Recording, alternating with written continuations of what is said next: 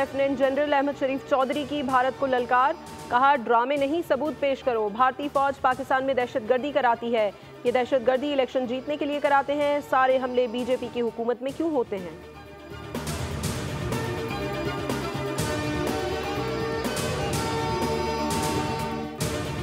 भारत की किसी जारहियत का भरपूर जवाब दिया जाएगा। वक्त और जगह का तयन हम खुद तय करेंगे। पूरा खित्ता भारत के गैर जिम्मेदाराना इकदाम की वजह से खतरे में है। दहशतगर्दी के हर वाक़े पर इल्ज़ाम तराशी भारत का वतीरा है। नायब वज़ीर आज़म इसहाक डार की प्रेस कॉन्फ्रेंस, वाज़े किया कि पानी रोकने को इक़दाम जंग समझा जाएगा।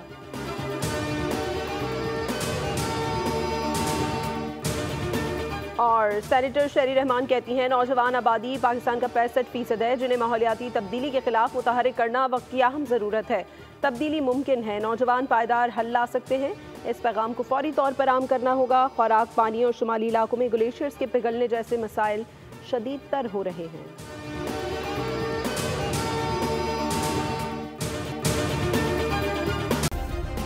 सब्सक्राइब करें और बेल दबाएं ताकि कोई खबर रह न जाए।